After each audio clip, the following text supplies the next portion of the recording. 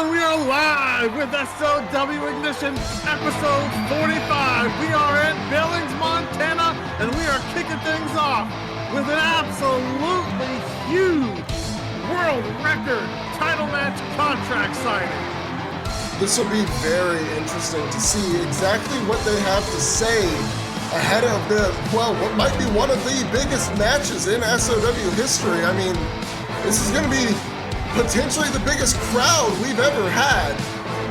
The Sky Dome can hold up to 60,000 butts. And we're looking for this match to put a lot of them in those seats. We've already heard there's only a limited amount of seats still available. So if you haven't already booked your ticket, you might want to get on that soon, because once this match is made official, those last few tickets are done for. Absolutely. Coming out first, the Dragon Slayer himself, the challenger for the world title at world record. It's Ryan Richardson.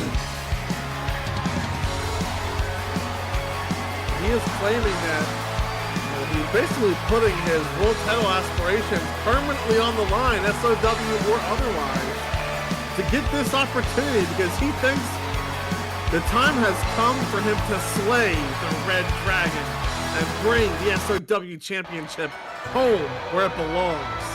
But he's gonna have to get through a man who is currently undefeated here in SOW in Season 2 and Season 1 both. His current Season 2 record, 6-0. Terrifying to think about, but, you know, at the same time, it is June, and he's only had 6 matches in SOW. So he hasn't had the opportunity to lose like a lot of our regular competitors have had. Well, not here at least to this point, but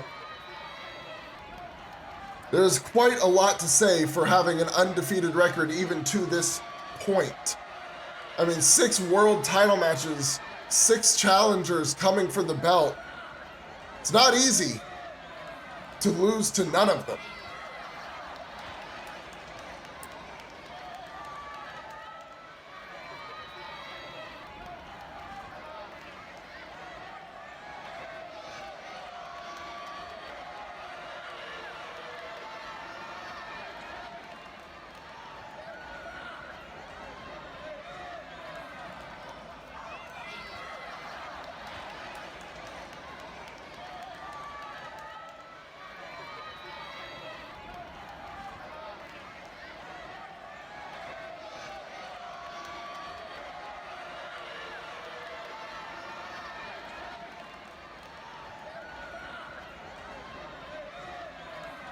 Strong words from the challenger. Absolutely. It's pretty clear that he is ready to take that belt home.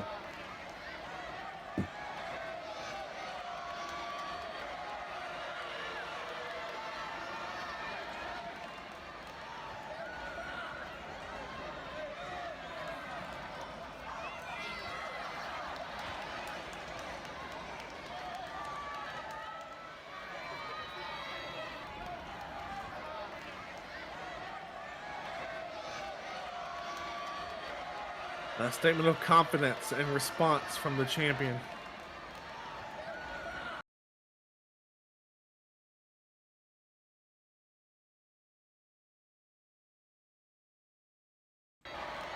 All right, and we are ready to get started with our first match here tonight, as we have another open challenge from Nathan Fisk and Kerry Correa, now known as Disruption. I'm not entirely sure what these two guys are planning long term, but it's kind of fun to have a new team in the tag division. And, you know, as much as I was interested in seeing what Kerry would do in the singles division, damn it, he's a damn good tag wrestler. He is. And this is this is very interesting music they have. They've got it just in their last match. And it's still, I mean, it's pretty dang good. Not like slightly ominous? A little bit, yeah. Now we find out their opponents and, oh, okay. I'm always happy to see these two. Feels like it's been a minute. Yeah, on Ignition at least. Yeah, it's been at least a few episodes, that's for sure. I think the last time was during the World Tag 500. That may have been during my contract renegotiations. I don't remember that.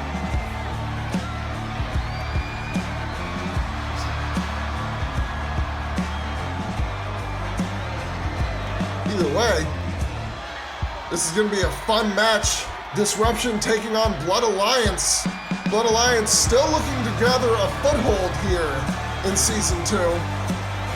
They've had good performances pretty much all around, just never seeming to be able to clinch out the win. Kind of the story of their SOW careers, tag or singles. It makes you wonder how they've got to be feeling. I mean, you know they're not here to coast, so... They're also not answering this open challenge because they think they're going to lose. Oh, no, not at all. I mean, they've never lacked confidence, we'll say that. We're starting with Kerry. Confidence bestowed upon them when they tapped out Meiji Kaito last year. A feat that not many have repeated.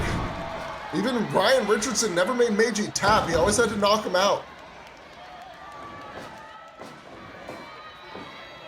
And now, whoa, Kick-Ass winning a test of strength. He's been looking fitter and fitter as time has gone on. His muscles popping ever so slightly more. His training regimen with Marco has been paying off. As we know, pound for pound, Marco's the best striker we have here in SOW.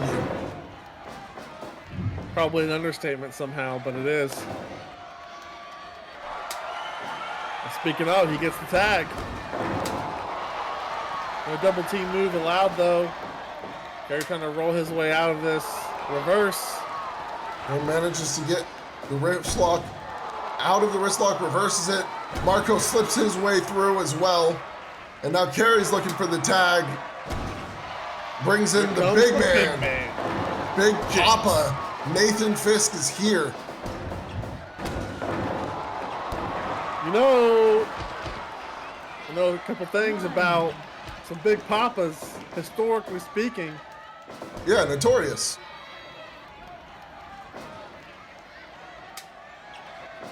So, wow. Blood Alliance coming out on top of these tests of strength here. Well, they're utilizing, Marco here, utilizing a bit more wrestling knowledge that he's garnered since he's been working with Kick-Ass. It's one thing you've noticed is when Marco first started, he did not use holds at all. It was all strikes, punches and kicks. But the more he spends time with Kick-Ass, the more holds he seems to adopt, I should say.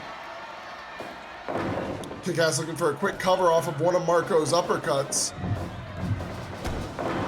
Probably would have worked on men not named Nathan Fisk. There's definitely some that might have been down a little longer, but Nathan, not one to stay down for very long. Some people like to talk about words like selling. And if that's what some people were doing, Nathan ain't one of them. Yeah, segments like this are going to have us going through a certain drive-through.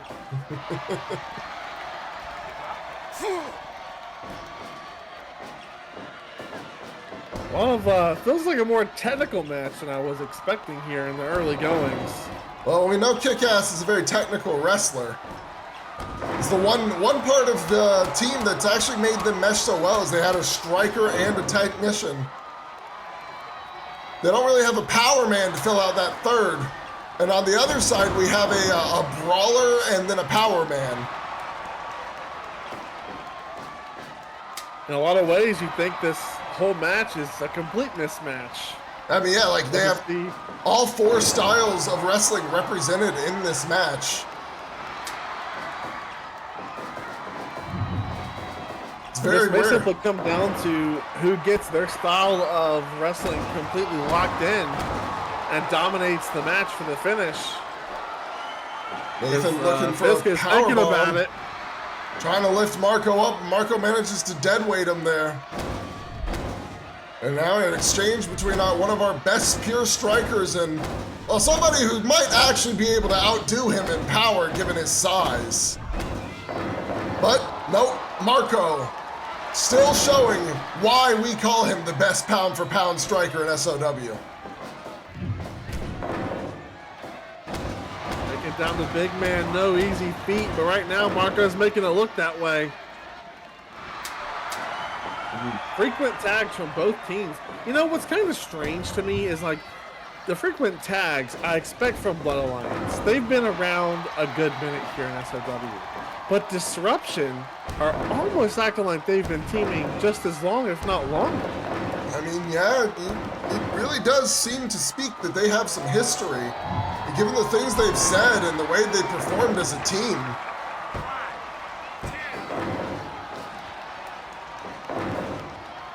A good near fall there. But obviously they knew that probably wasn't going to get the win. Carey kind of taking a nap, an intentional nap, playing possum perhaps. Oh, no, gets caught! That super kick German suplex stomped on his head. Nathan Fisk does not seem overly concerned about this though. Well, we all know it's going to take more than a couple of blows to take Carey Korea out. He's also a great striker in his own right, though he prefers to brawl, humiliate, and slam. There's a shoulder tackle. And now he's gonna go tag in Nathan. Tag on the other side as well. Kick-ass Nathan, now the legal men. Resonating body slams. Disruption really showing off a bit. Snapmare there. Need Marco to hit one more. 4 body slams, rapid fire. Let's go. Tag him back in. I don't think Marco uses body slams, but now we've got the arm trapped. Punches his way free. Marco tagged back in. I got a kidney shot. Oh, and here's one for Marco as well. Both men down. Choked them both out and then plastered his fist right into their sides. Marco managing to avoid the double team move again. But gets caught with a backbreaker. Carey Korea up top with an elbow drop, and I mean, taking blows like that from the top is gonna take the wind out of your sails pretty quickly. And Carey's looking to continue with another one, plastered right into the gut. Marco, yeah, unshocking. The momentum, yeah, the momentum was quickly going away from the Blood Alliance there. And they send back and reset things. Yeah, they sent him to the outside to give a moment for composure. You can say a moment for life. Funny. We haven't seen them since their tag team title loss. They should have a rematch lined up. But the last time that they were talked about, ZC Woods announced them for the Grand Prix. So it makes you wonder if they've decided to forego their rematch for the tag belts. Or if they're just holding off on it. Shifting focus maybe to the world title. Yeah, I mean, with Woods being unable to claim it, they, whatever it is they're afraid of seems to be on its way here, which doesn't bode well for SOW, I feel, but not a lot of things have overall. At the very least, the matches here are still the best you'll find anywhere. And we get a swing outside suplex there. Oh, jeez, just planted him into the mat with that blow. And Kick-Ass unshockingly goes for a tag.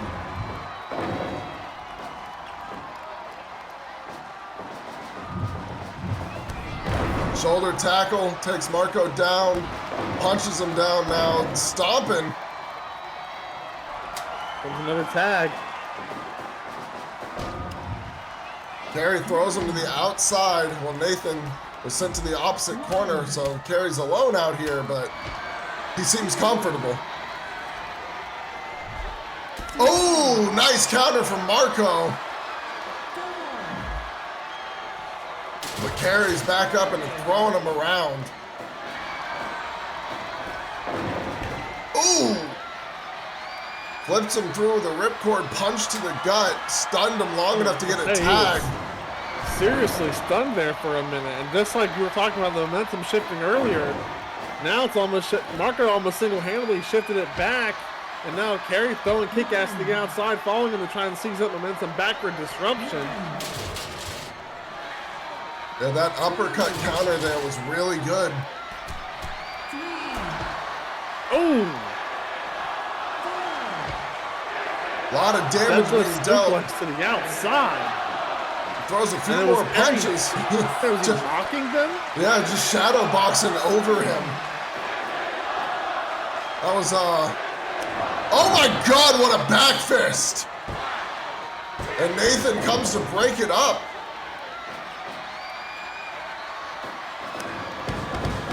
Nathan clearly not fond of those strikes and the damage they're starting to do as this match goes on. What a DDT. But Kick-Ass is up first because he's so damn hard to kill. Counters the double team again. Disruption unable to get there. 20 minutes pass. Pump handle fall away there. 1, 2.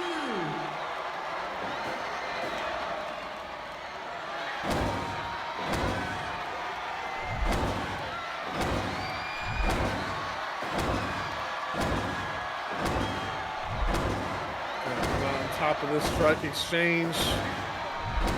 Last time it was going Marco. back and forth.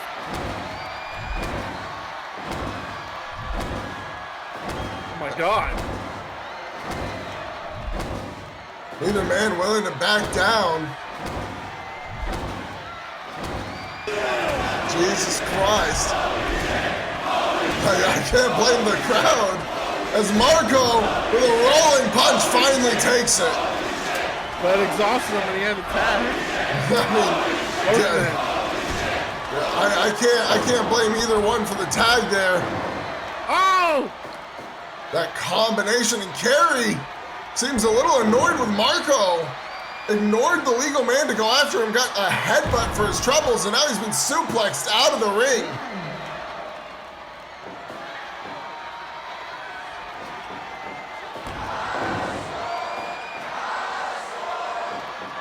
Off the ropes, catches him with an exploder.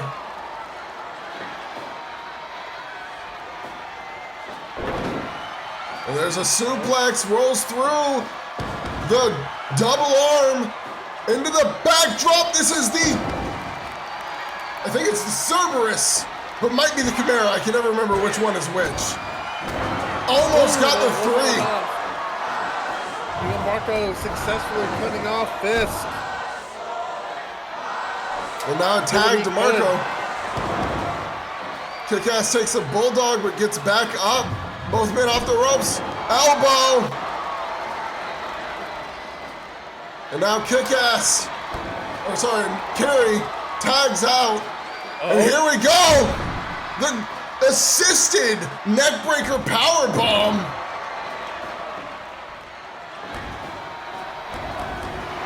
Marco fighting Nathan off, goes for the cover. But Nathan kicks out as Kick-Ass had run the interference. God, and now the Germans. But Marco and Nathan are the legal men here. Nathan setting Marco up top. Marco smashes him off, but gets caught with a power slam. Good God, what a anti-air counter. And now Marco into Disruption's corner.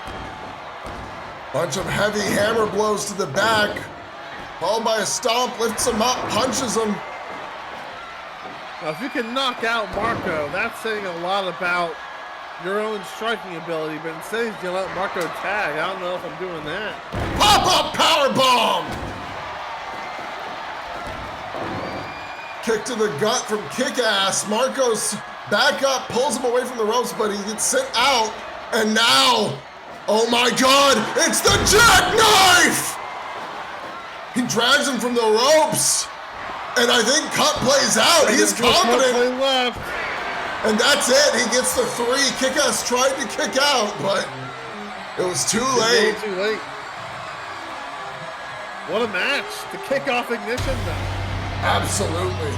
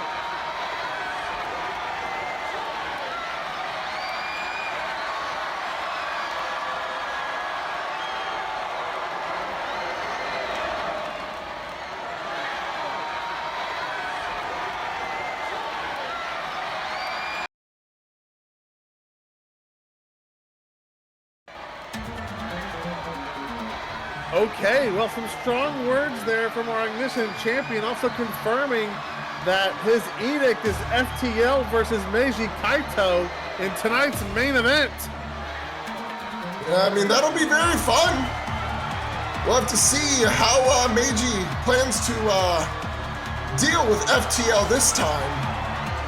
Yep, and Aaron also not showing any fear despite the fact that his match against Death Panther for world record is confirmed. Yeah, the ultimate weapon of Death Row, apparently. I'm not sure if he should be so overconfident, but at the very least, he does seem to understand what Death Panther represents. But I also think he should have at least some confidence to him because look, I mean, he's defended the Ignition Championship how many times now? A good number of times.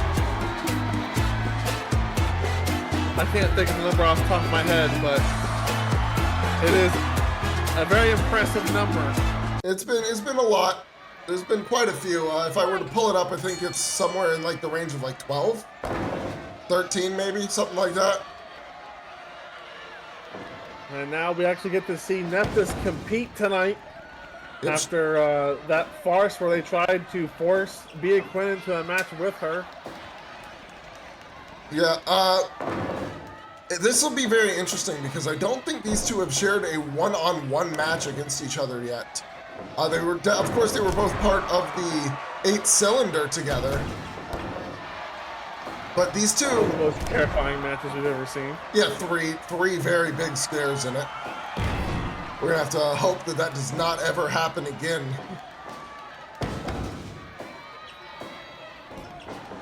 However, of course, the winner of that 8-cylinder will be challenging Kimura Aiko for the SOW Women's World Championship in the second main event of World Record. The first main event having been signed on earlier tonight. Ryan Richardson challenges Nagatomi Ali for the SOW World Heavyweight Championship. Should he lose, he will never challenge for a world title again until he has beaten Nagatomi Ali in either SOW or JEPW. There's a bunch of other matches that have been confirmed as well. The show is really shaping out to be extremely good. Thought we would have a tough time topping Victory Lane, but world record is looking like truly the next level. I mean, genuinely, we know we've got Damien Oxley versus FTL there. We know we've got Meat taking on Death Row for the tag titles. We've got potentially a national heavyweight title match to be decided tonight if Steve Levy is able to defeat El Rey de Guerra in tonight's Eliminator. We have, of course, the Ignition Championship match we were talking about earlier. Death Panther now taking on Aaron Payne, courtesy of the favor owed to Kevin Daniels from Hera. We've got that tag team elimination match. Meiji Kaito, Kurata Hideaki take on Last Will.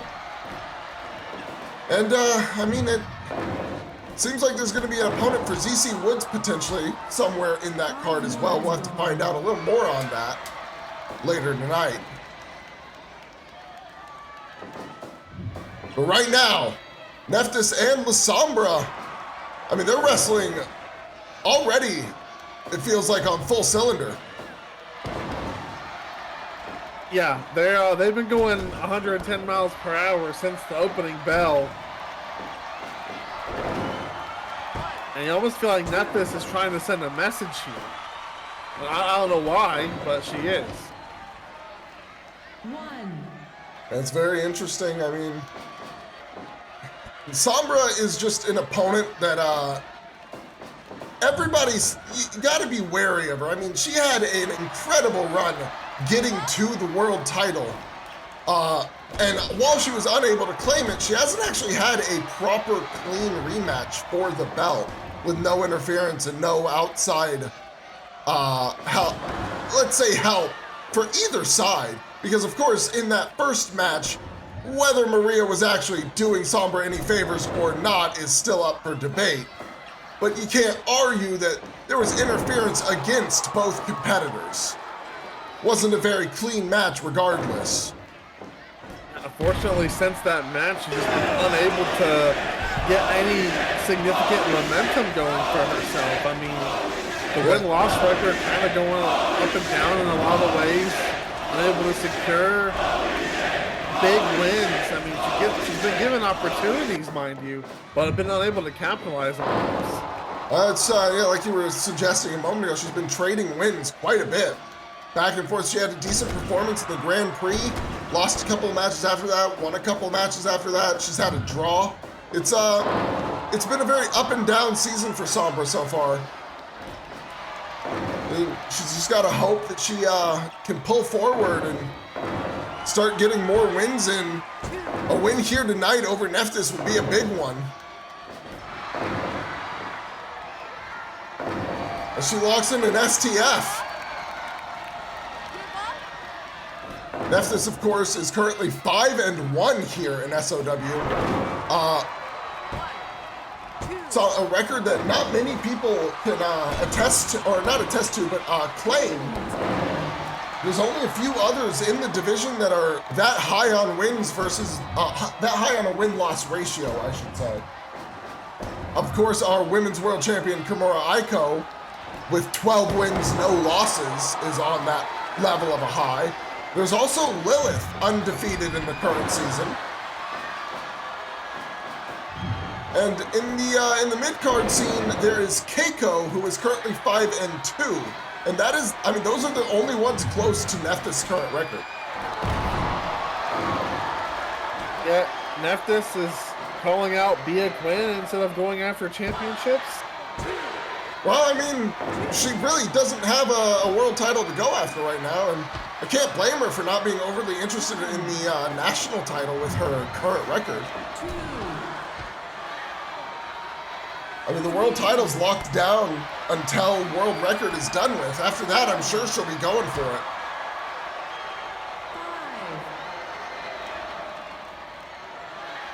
5, 6. Up to a 6 count, Nephthys on her feet, rolls in the ring first. Sombra quick to follow after. Now we're getting an exchange between the two. You can hear the thud from these strikes. They are not holding back in any way. I also do want to just quickly point out that the only loss Nephthys has suffered was in that 8-cylinder Eliminator, I believe. Oh, no, I'm incorrect. That was not counted against her because of the 7 other women in the match. In fact, her only real loss was against the current women's national champion, Charlie Seen, back on Ignition 31. Oh my God! Quick use of the weapons are legal outside rule from both women, but Nephthys was the first to strike. And Sombra clearly not worried about it, even though she definitely just took a sledgehammer into the back. Well, she managed I think to... not back uncomfortable just sitting here. Yeah, I mean, I feel that as well. But there's the Castro head scissor whip. And she's looking to pack her up here. 1, 2. Oh, but Nephthys kicks out. Super kick, Nephthys calling for the end. Here we go, tame the Nile. And that could do it. Sombra's best shot and then hit her with her own. And that did it. Tamed the Nile, Nephthys 6-1.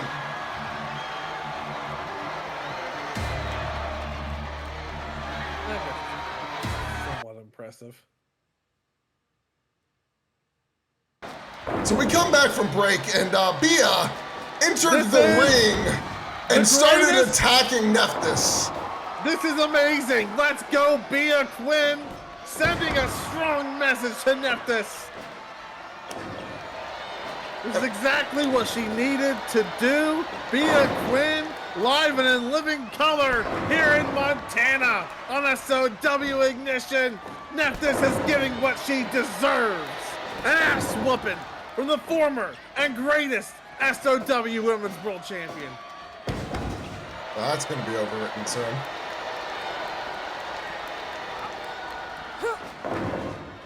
You know, Aiko's only about 90 days away So from anyway, clearing big that super kick title from Bia reign. Quinn. Now look at this. I'm A little prettier! spear? What the? I mean, it's not a match, so not going for a pin is, I mean, obvious. But, Jesus, just pulled that out of nowhere. I didn't know she did that move. I don't either, but she should do it more. Oh, she's playing dead. Okay, funny. Ha ha ha ha ha ha ha ha. She is a talented actress. Oh my God, the Gory Crusher being stolen! That is one of Nephthys' major moves, and then hits her with a DDT. Vintage Bia Quinn tonight, stealing finishers.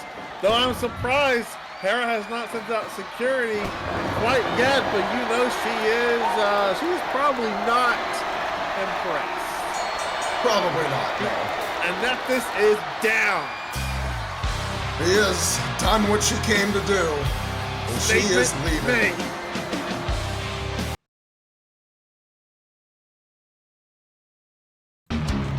Well, we got the ring cleared. Nephthys is okay for those wondering at home.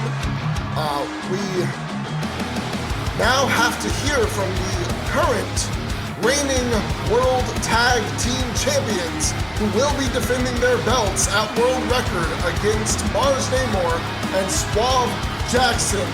Maximum effort always triumphs.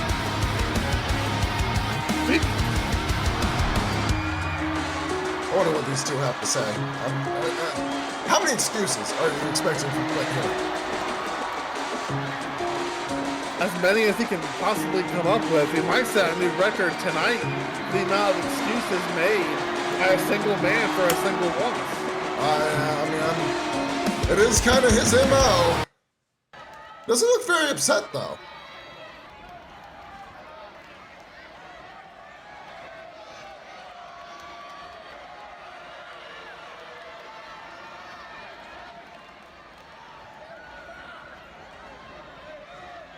Huh?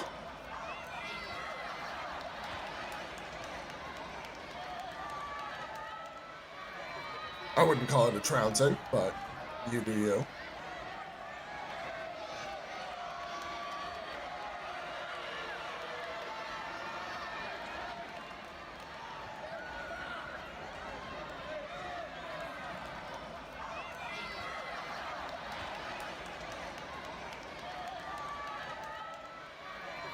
So this is the excuse he's decided to go with. The, yes, all according to plan.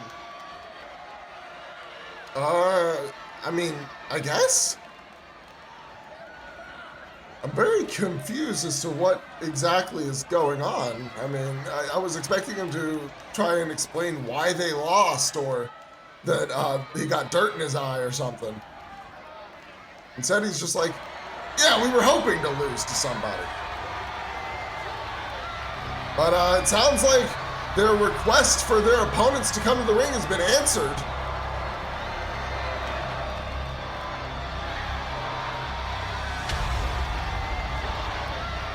There's Suave. I'm sure not far behind is his partner. His mentor. And probably one of his best friends, the Nigerian War Machine, Mars Namor.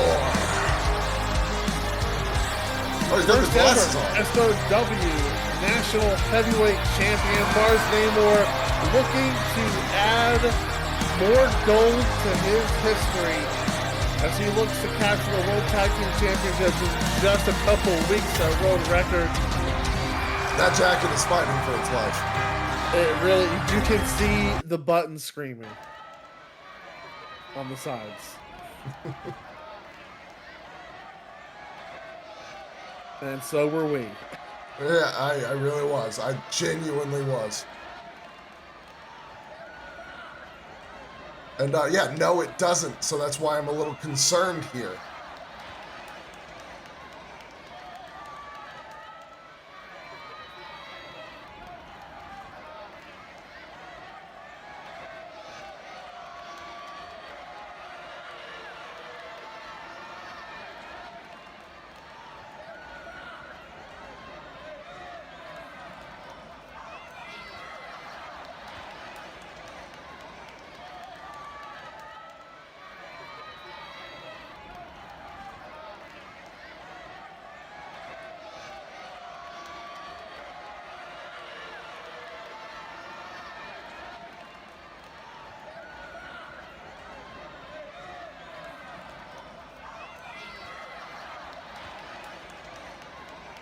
Or they're going to beat you again because you've bitten off more than you can chew. Well, these guys are 2-2 currently. If you go by their full history in, well, I should say their full history as a tag team versus another tag team. Oh.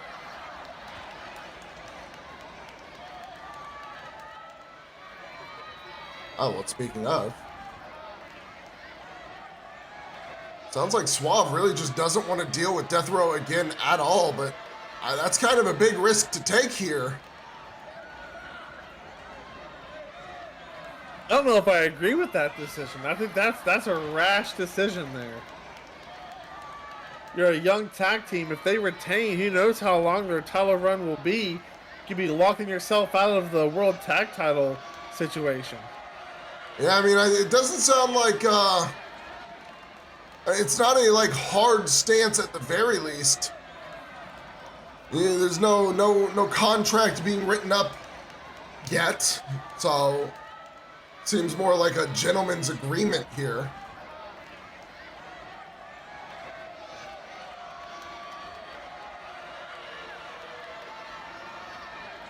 Make it fun. 5 minutes It's gone. so weird hearing Trent talk. He never talks. I don't know if I like it. Oh, Lord. Okay, yeah, no, that's...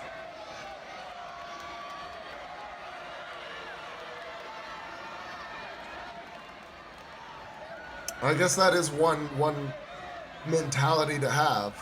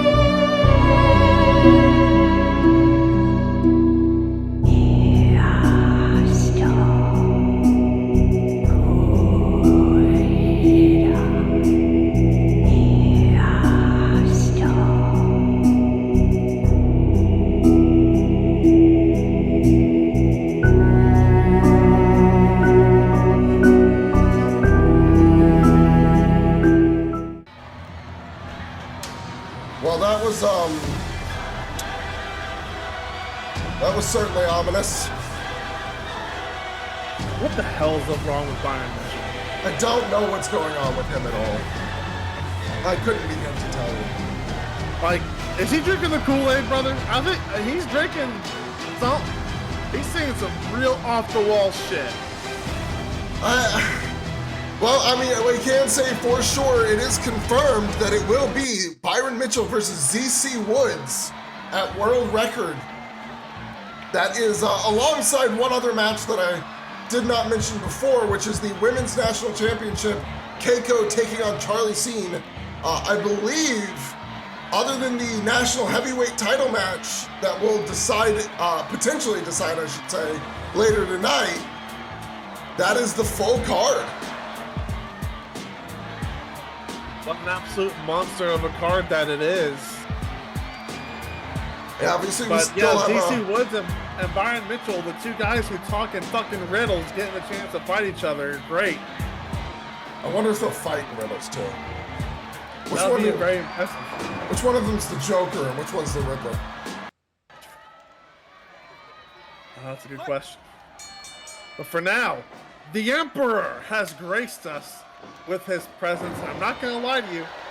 Still getting used to the fact that he does not have championship gold around his waist. And he spent a good amount of time, longest reigning champion in SOW history, 238 days, 7 title defenses. For a title that most people are only going to want to hold for, you know, either 6 title defenses or 90 or so days. Well, you gotta do both. Exactly.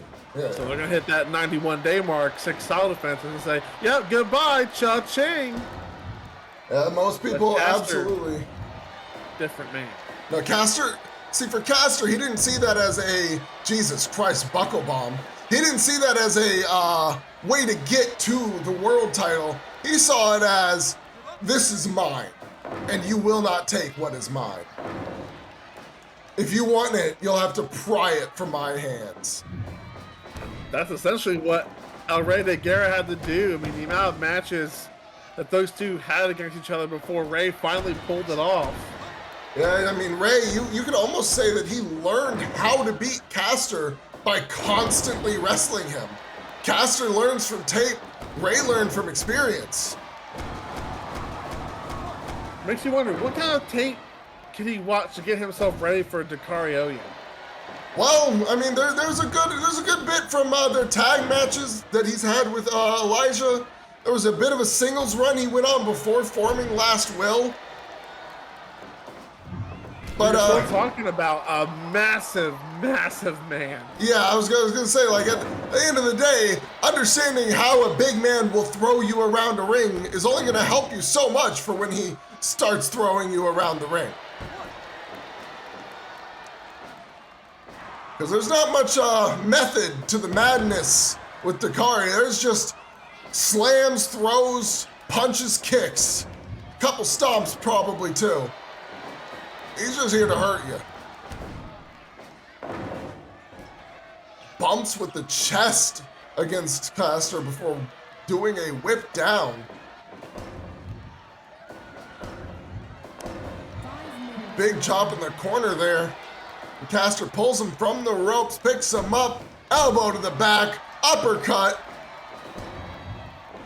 Kastor seemingly does not give a damn. Both of these two fighting over control in that corner.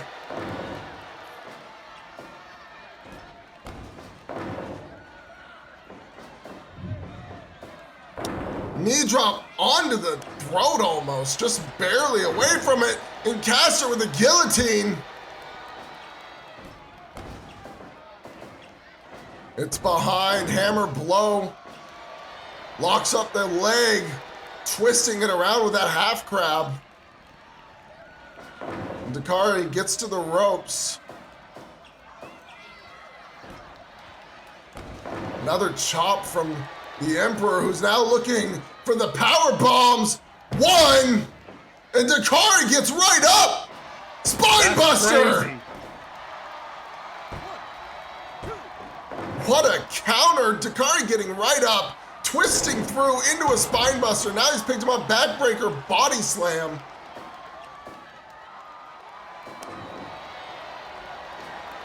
And there's another one. Going off pure strength. Huge lariat. And wait a minute. Oh my God. Dakari, he's out. He's out. He's KO'd. And that is a victory for the Emperor via knockout. We have to get news on Dakari as soon as we can.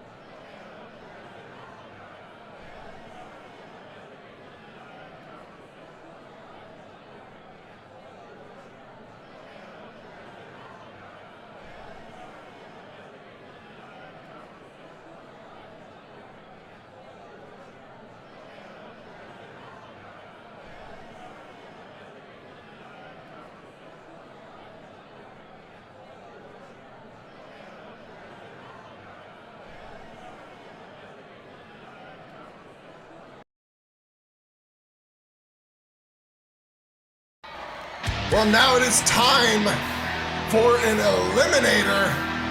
And, well, I mean, you're probably a little annoyed. Annoyed is not even a word that can possibly describe how I feel. we know for sure Bia Quinn will not be on the main card for world records, as stated by Hera in that segment backstage. This is such a blatant abuse of power. Bring back Carrie Allen. Him and Bia didn't get along, but he wasn't this just incompetent at his job. Hera hates ratings. I mean, I think the card will be fine. Like you said, it's already mostly sold out. But Bia Quinn would have guaranteed that the rest of the tickets sold. I think we'll be alright. Aiko will sell those seats. So will Ryan. So will Nagatomi. Aiko's had plenty of time to sell those seats, and she hasn't done it yet. So yeah, some people wait for the end, you know. Seats that haven't sold aren't the great seats. They're the a little bit in the back, unfortunately. Sometimes you're just not looking for those to be high priced. You're waiting for them to drop a bit. Anyway, for those wondering at home, Dakari Oyet is fine. We literally cut away, and the second Kastor left the ring, he woke up and walked out completely under his own power. Yeah, which was nice to see. I mean, as much as I don't like Death Row as a group, I don't want to see anybody injured here at SOW. But now we're going to see if we can fill in this last match for world record. Now that we know Bia Quinn's not going to be on the card, I imagine this will be the last match. Yeah, this should be the final match added. If Steve Levy is able to win this Eliminator, it will be him versus El Rey de Guerra. However, if not, we'll still probably have to do a #1 contenders match at some point. Well, it's not exactly a ton of shows left, so I'd imagine it would have to be next week. It'd either be on High Gear or on Ignition next week. And then we'll find out who Ray will be defending against for his second title defense of the National Heavyweight Championship. And like we kind of alluded to while talking about Kastor during his match, do not expect Ray to be holding on to that championship the moment that it qualifies for him to cash it in for a world title match. Yeah, I mean, it's a risky thing, but you got to take that risk if you want to be world champ. Like, it's just something you need to keep in mind. If you're not going to cash that in, you can always lose it before you get the opportunity. That's why you got to use it as quickly as you can. Only somebody like Kastor would be confident enough to hold on to it just because they know they can get a world title shot when they want to. And I'm sure that's exactly how Kastor feels. I'm surprised he's not mad at Ryan Richardson for essentially jumping the line and getting another match with Nagatomi instead of getting the chance to face Nagatomi himself. Imagine what a match that would have been like. Yeah, I mean, you can't really argue with the idea of Kastor Liechten versus the Red Dragon. But as it stands, he doesn't have much room to complain because when it comes to the rankings overall, Ryan still sits a full 2 points above him.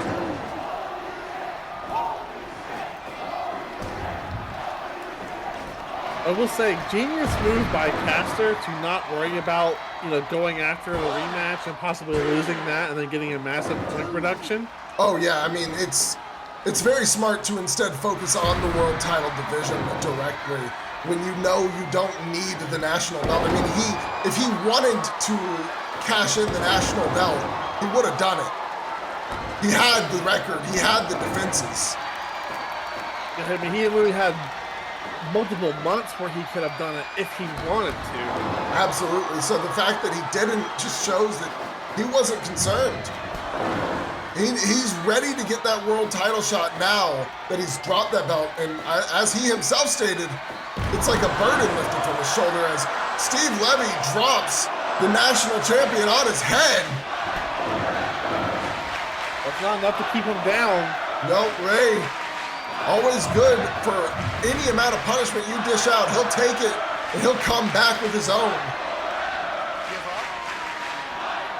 Steve is known for dealing damage getting a little hardcore at times as well.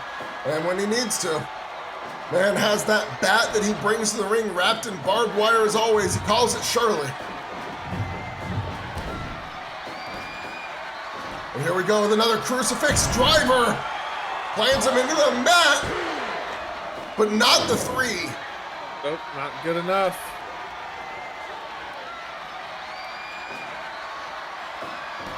And now he's tying the legs up, leg lock. Give up. Steve goes for a headlock, gets tossed off again. Suplex. And while Steve is a masked wrestler, he is not really someone I would say is excellent in the luchador style wrestling. Oh, wait a minute, frog splash!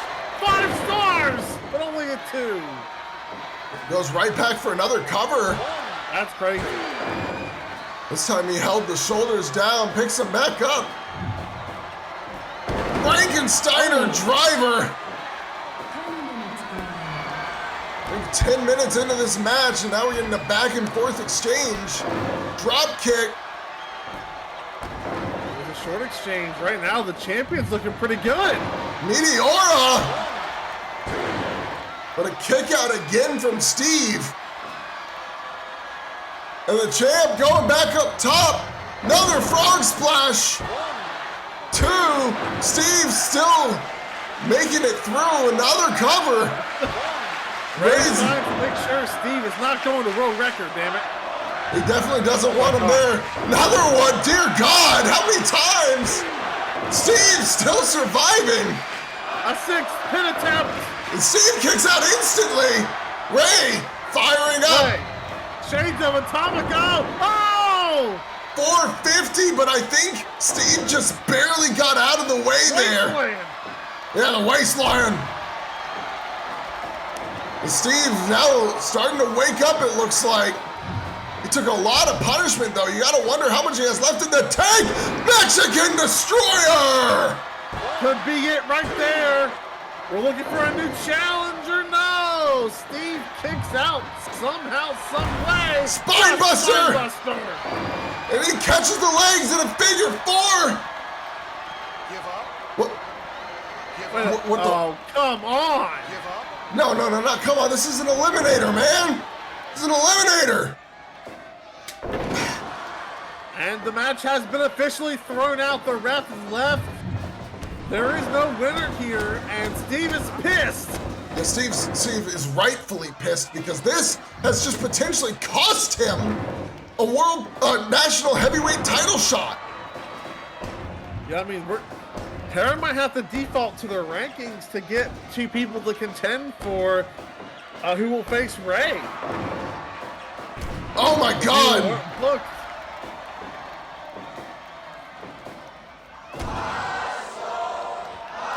Ray doesn't look overly thrilled either. Avery with a chain of Draco hammers!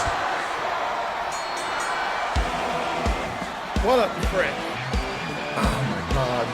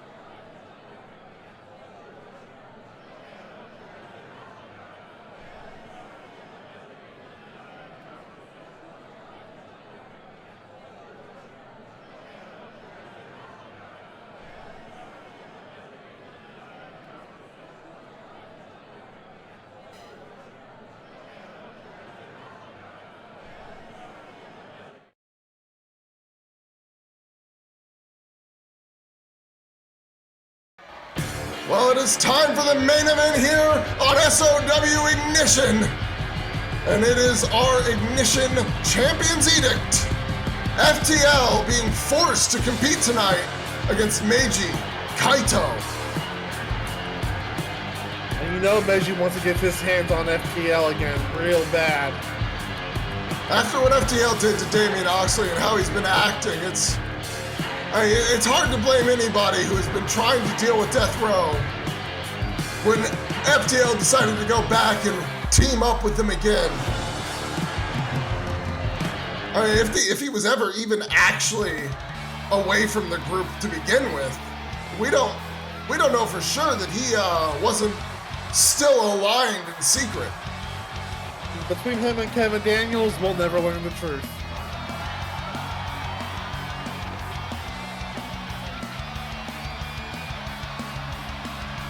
So you've got to wonder how this match is going to go. I mean, we've seen how FTL wrestles before. He can be a little goofy, a little silly, and Meiji is very much not along those lines. He is a much more serious guy in the ring. Fight. He is, but at the same time, Meiji is a man on a mission right now. And that mission is to dismantle Death Row. So if FTL is aligned with them like we think he is, we can see a very aggressive approach from Meiji tonight. Well, speaking of aggressive, FTL tried to go with those side headlock punches, and Meiji was immediately countering it with a pin. Now we've got Meiji sent FTL to the corner, but FTL was quick to counter. An arm lock. Now Meiji with an arm lock of his own.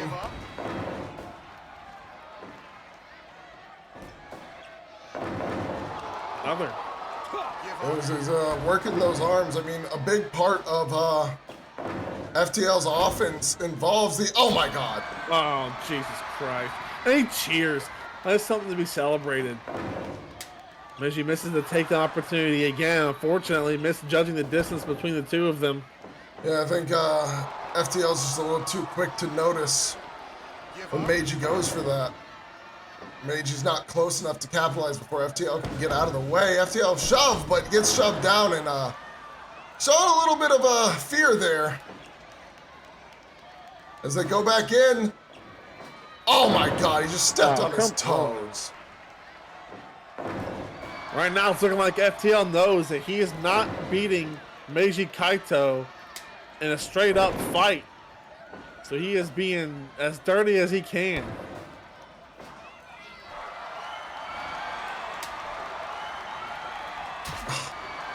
Speaking of dirty.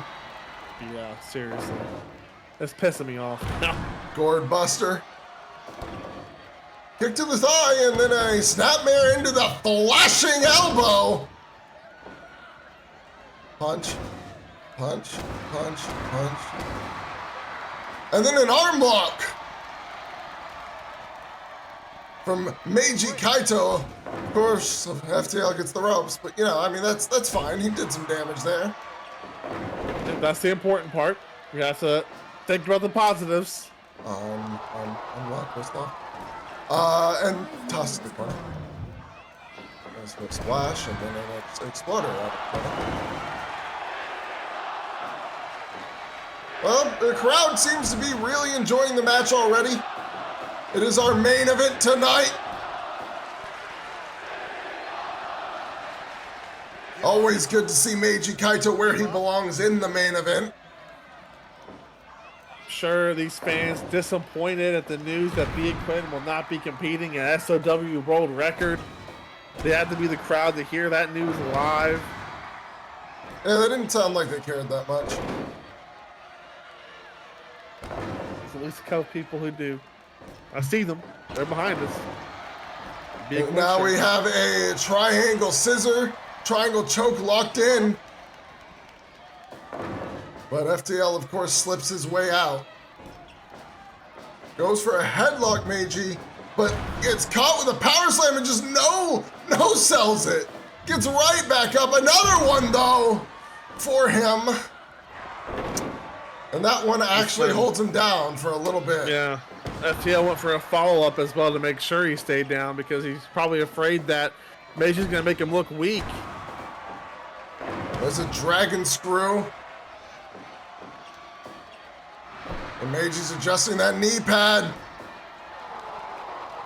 You know, he's trying to make sure it's in the right position for when he goes for that shining star later in the match. Yep. And now, the key lock.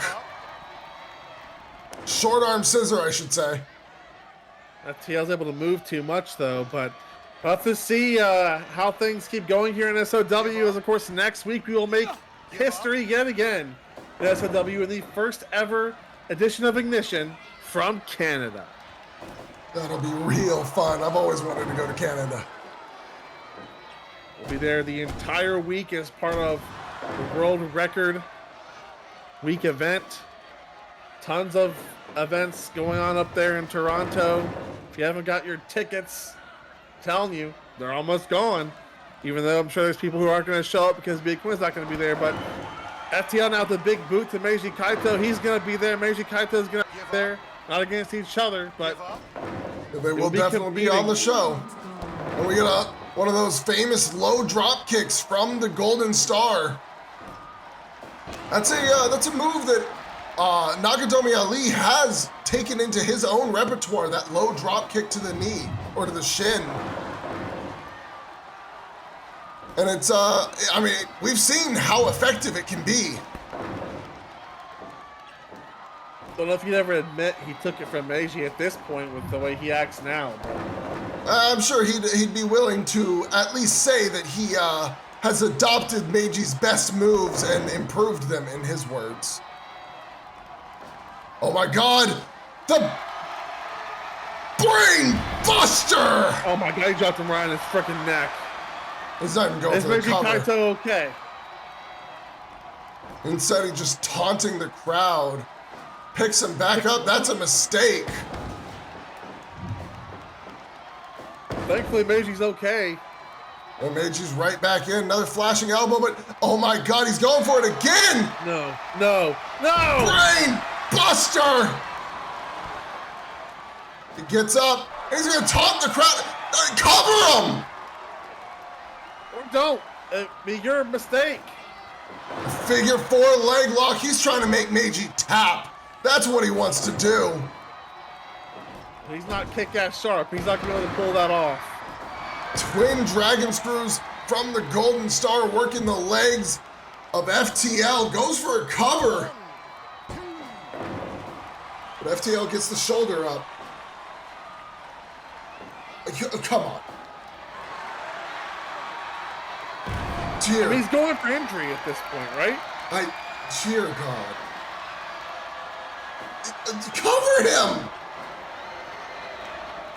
If you're gonna do that, cover him! Why are you playing with your food? You're trying to hurt him? Yeah, that's what I'm saying. He's going for injury. This isn't about win-loss record for FTL. And in fact, I'm sure this is on direct orders from Kevin Daniels. I can't stand this motherfucker. He's a piece of human shit. Rope break. Walking and talking and wrestling. But he's shit. Throws him out of the ring with a fall-away slam, and he's gonna go out himself. He grabbed some from under the ring, but Meiji was quick to take it out of his hands, and FTL slipped Meiji back into the ring as a result. Throws him out to the apron. Meiji manages to fight his way back into the ring.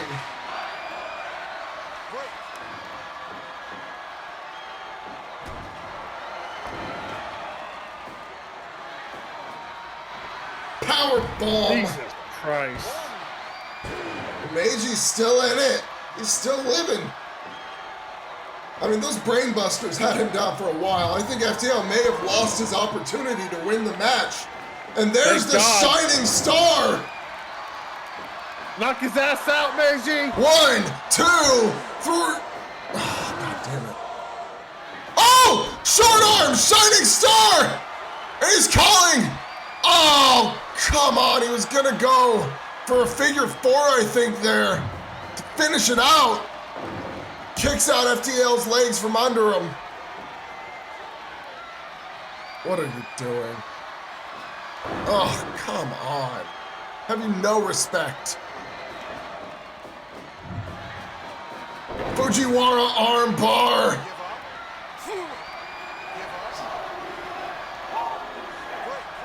But Meiji survives it. Reaches the ropes. But here's a series of arm breakers.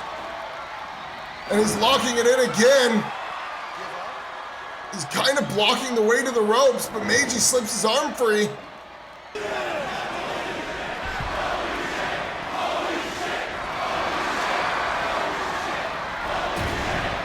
Jesus Christ.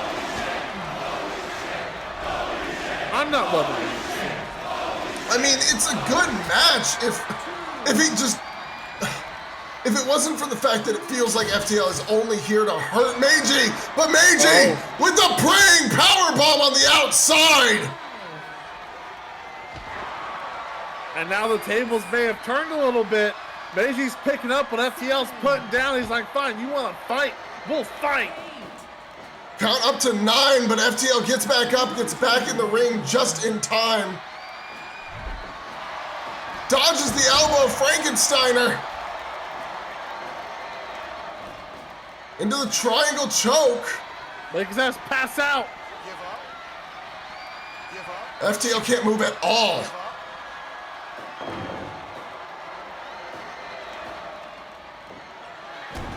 Oh my God.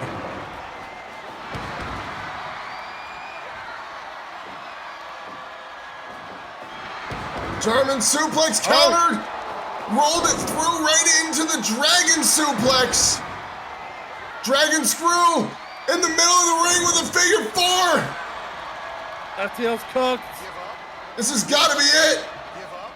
But FTL, oh, he was almost at the ropes. But Meiji recognized it. Shining star, rolls him over, goes for the cover.